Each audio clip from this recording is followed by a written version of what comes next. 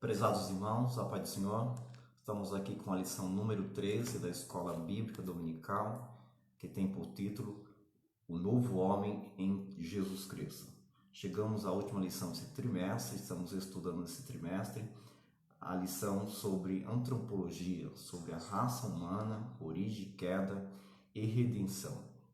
Durante todo o trimestre, nós estudamos como se deu a origem do pecado, como se deu a queda do homem, a degeneração da raça humana e culminou com o homem do pecado, que conhecemos como o anticristo, aquele que ainda há de se manifestar com toda a sua plenitude.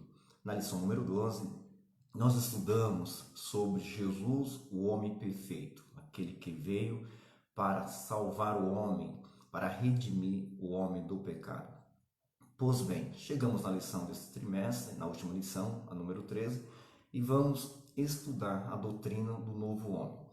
Nós temos a lição, a verdade prática, a leitura em classe, que se encontra no Evangelho de João, o capítulo de número 3, versículo 1 ao 16, aquela leitura muito conhecida que fala a respeito do novo nascimento, e culminamos com o versículo de número 16, onde temos a expressão maior do amor de Deus para salvar o homem do pecado, o homem pecador. Ele passa agora a ter essa porta de escape para a salvação e ser livre dos seus pecados. Pois bem, o que nós iremos estudar nessa lição, em termo geral, é a respeito da salvação que Jesus veio trazer para o homem, como isso implica no novo nascimento. E esse novo nascimento tem três aspectos. Primeiro, o nascimento em si, né, a justificação que o homem passa a ter após esse novo nascimento, nesse processo do novo nascimento, e também o processo de santificação. Em ligeiras palavras, nessa conversa rápida, o primeiro ponto, o primeiro aspecto que nós iremos analisar desse novo homem é o nascimento, né? Como se dá o nascimento? É possível o homem encontrar, né, uma nova condição de vida longe de Jesus, sem Jesus? Nós iremos perceber, verificar que o homem, através dos seus méritos, não consegue, né, melhorar, né, ser uma nova criatura, ser uma pessoa melhor sem Jesus. A história prova isso, né? As revoluções que houve em toda a história, na tentativa de se produzir uma sociedade melhor, um homem melhor,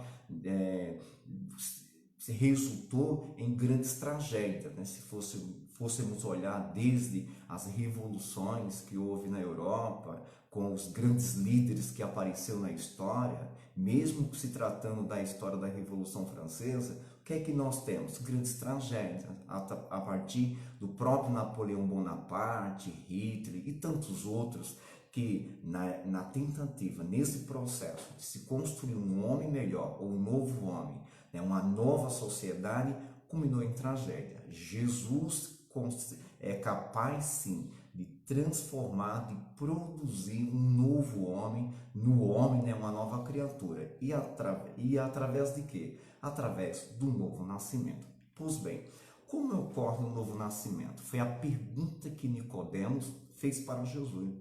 Nicodemos procurou Jesus porque ele estava gerou uma certa expectativa que ele queria conhecer quem era Jesus. Quando ele se encontrava nos pés de Jesus, Jesus falou para ele: em verdade vos digo que é necessário nascer de novo, que aquele que não nascer da água e do Espírito não pode ver o reino de Deus.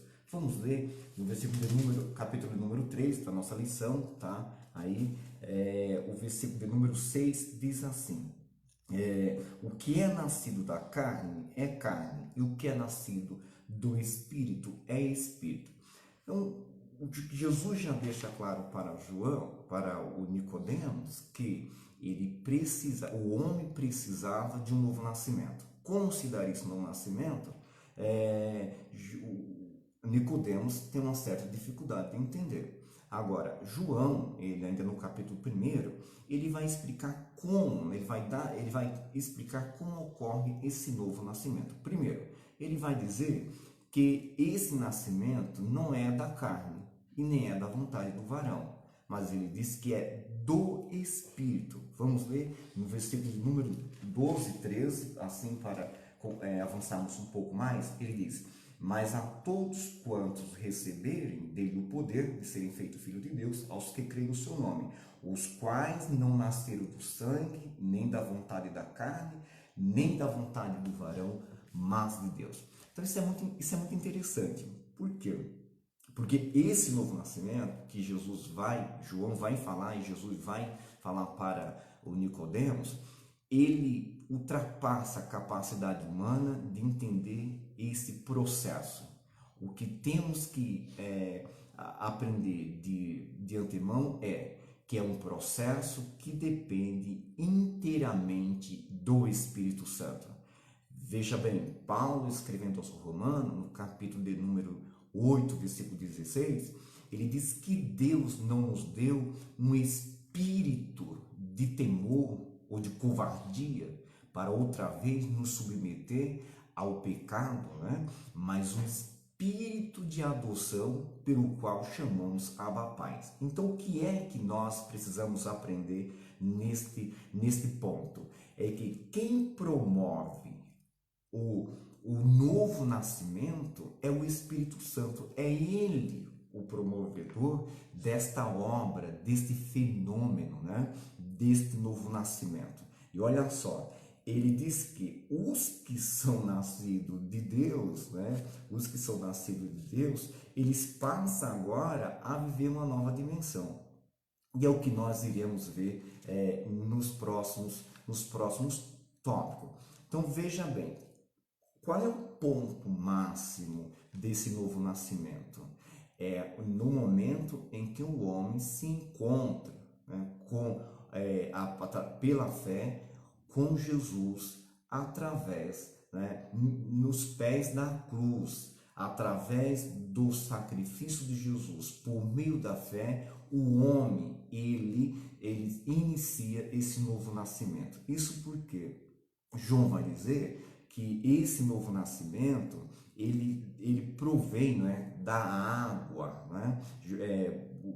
Jesus mesmo vai dizer que é através do batismo em que o homem ele vai encontrar a salvação. No capítulo 16, versículo 16, ele diz que o que for batizado será salvo. E Paulo, escrevendo aos Romanos ainda no capítulo 12, ele vai dizer que é através do batismo que o homem se identifica com a morte de Cristo e através da sua morte ele passa agora também ter o direito, né, alcança o poder da ressurreição.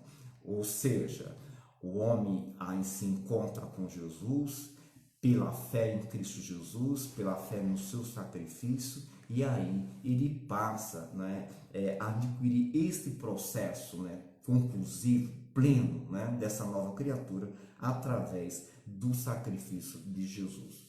Próximo ponto, o próximo aspecto desse novo homem é que este homem agora, após o novo nascimento também, um outro aspecto é a justificação, que é um termo que Paulo utiliza numa linguagem jurídica, não é? É bom sempre ter isso em mente, que Paulo ele tem em mente sempre um aspecto, um ambiente de um tribunal, um ambiente em que o homem compareça ao tribunal para ser julgado pelos seus pecados, e a parte que lhe cabe é a penalidade máxima, que é a morte, o juízo de Deus sobre este homem.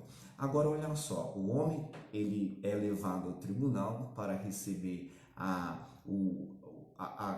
sentença, né, do juízo de Deus sobre si por conta dos seus pecados, e ele não tem outra alternativa para se livrar desse juízo a não ser mediante, né, o sacrifício de Jesus. E aí Paulo vai dizer, Sendo, pois, justificado em Cristo, pela fé em Cristo, temos paz com Deus. Então, essa justificação, ela ocorre através do sacrifício de Jesus e pela fé. Então, veja bem, Deus providenciou Jesus para, através do seu sacrifício, da sua morte, promover a salvação para o homem. Salvação de quê? Dos seus pecados e do juízo de Deus. A penalidade máxima que havia de recair sobre o homem pecador. E que só é possível se livrar dessa condenação através da fé em Jesus, por meio da fé em Jesus Cristo. Isso é muito importante. Por quê? E aí nós temos aquela figura, né, de linguagem de que Jesus é o nosso advogado e ele nos defende diante do tribunal do justo juiz. É verdade, mas é muito bom também tomar conhecimento de que este processo se dá pelo fenômeno da substituição do pecador. E olha só, isso é importante por quê? Porque esse instituto, né, que Paulo vai trabalhar, ele vai expressar que Deus, pela sua infinita misericórdia, aceita a substituição do pecador. Ele mesmo proveu, né, alguém que substituísse, que é Jesus. Né? Isso é muito interessante, porque o pecador, por meios próprios, não poderia, né, afastar esse juízo de Deus. Então, Deus, e aí nós temos a expressão quando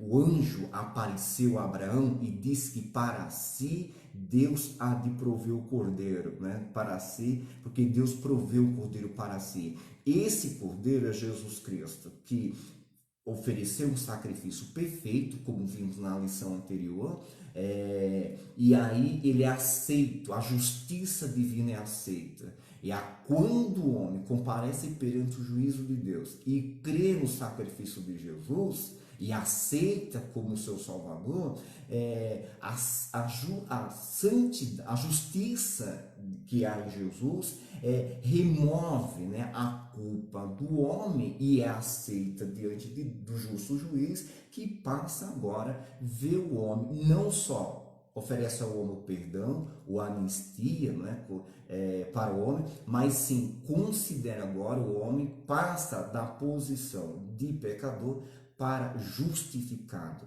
que na presença de Deus, Deus agora passa a considerar o homem como se ele não tivesse cometido nenhum pecado. Isso é muito importante, né, conhecer essa doutrina da justificação, porque é ela, não é, o ponto máximo, né, o ponto áureo, possamos dizer assim, da salvação que Jesus veio, né, promover para o homem. Através da fé em Jesus Cristo, o homem alcança agora a salvação por meio da justificação, porque Paulo diz que ele passa a ter paz com Deus. Maravilha, não é? Glória a Deus. Queridos, um outro ponto que nós iremos já finalizando, caminhando para o final aqui desse encontro, nessa rápida live, é que o aspecto desse novo homem é a santificação do homem. Então, a santificação, ela tem três aspectos. Primeiro aspecto, santificação como estado, né? E o que é isto? O homem, depois que ele, a partir do momento que ele encontra Jesus, que ele aceita Jesus, ele passa a ser considerado santo, né? Deus olha para ele e não vê ele mais como um pecador, mas sim como um santo. E é interessante, eu acho que é importante lermos 1 Coríntios, capítulo de número 1, versículo 2. Rapidinho, quando Paulo escreve sua carta aos Coríntios e se dirige àquela igreja, ele fala a seguinte expressão: a igreja de Deus que está em Corinto, aos santificados em Jesus Cristo, chamado santos, com todos os que em todo lugar invocam o nome do nosso Senhor Jesus Cristo, Senhor deles e Senhor nosso. Então, olha só, algo muito importante aqui nesse nosso encontro que nós precisamos observar. Paulo diz que é chamado santo a todos aqueles que invocam o nome do Senhor em todos os lugares. Olha só, então é a partir do momento que o homem pecador se aproxima de Deus, invocando, né, buscando por socorro, que ele passa a ser considerado santo. Então, a santificação nesse aspecto que estamos falando, ela é um estado, tá certo? Então, o homem grita por socorro, grita por salvação, e Deus, pela sua misericórdia, através de Cristo Jesus, o aceita, não é? O aceita através, lhe dando proteção através do seu sacrifício, com o seu sangue, e ele deixa agora de ser homem pecador e passa a ser santo, o santificado, passando a fazer parte da família de Deus, como de Paulo aos Coríntios, capítulo número 3, melhor, aos Efésios, capítulo 3. Nós temos lá Paulo falando sobre esse processo de participar dessa família celestial. Pois bem, além de santificação como posicionamento, nós também temos que ter em mente da santificação como processo. Então, o homem agora é separado, é considerado santo, mas ele precisa, né, perseguir esse processo. E Jesus, quando fala sobre a oração modelo, a oração do Pai Nosso, ele diz que, lá no capítulo de número 5 de Mateus, versículo de número 48, ele diz que sede santo, assim como é santo o vosso Pai Celestial, ou sede perfeito, né? A expressão que está lá. O que quer dizer isso? Que a Bíblia apresenta um modelo de santificação, um padrão de santificação que todo crente precisa, não é? Buscar, se disciplinar a sua vida para alcançar essa perfeição, né? Buscar essa perfeição, não que todos nós, não que nenhum de nós tenhamos alcançado, mas estamos buscando, como disse Paulo, prosseguindo para o alvo que é Cristo, né? Que é esse modelo ideal que a Bíblia apresenta. Por fim, nós chegamos a observar, né? Analisar esse aspecto da santificação, que é a santificação como a vontade de Deus para o homem, né? Paulo diz que nós devemos seguir a santificação e a paz, sem a qual ninguém verá a Deus, né? Melhor, escrito aos Hebreus capítulo 12, versículo 14. O que quer dizer isso? Que todo crente deve, né, embora seja considerado santo, ele deve buscar essa santificação, seguir, né? É como se ela fosse uma luz que vá guiando, né, seguindo o caminho, e o crente deve, né, perseguir, né, seguir esta luz até alcançar o fim da caminhada, que é quando Jesus virá buscar a sua igreja, o que mande nos buscar. Então essa santificação é a vontade de Deus também para o homem. Então, queridos, chegamos aqui ao final dessa meditação rápida, né? Nós não queremos ser cansativo aqui nessa lição, nem tomar todo o tempo, mas o que precisamos aprender? Que o novo homem tem 3 aspectos, né? O aspecto do novo nascimento, tem o aspecto da justificação, em que o pecador é declarado justo, e o aspecto da santificação, devendo analisar sempre nessas 3 condições, que é santificação como posicionamento, santificação como um processo que o homem busca, e santificação como a vontade de Deus para o homem. Espero que tenha aqui cooperado, colaborado com essa lição aqui para os irmãos, e nós queremos aqui finalizar dizendo a todos que é possível o homem, né, alcançar a salvação, alcançar o caminho de volta, né, para viver uma vida plena de santificação e desfrutar a salvação em Cristo Jesus através da fé no Filho de Deus.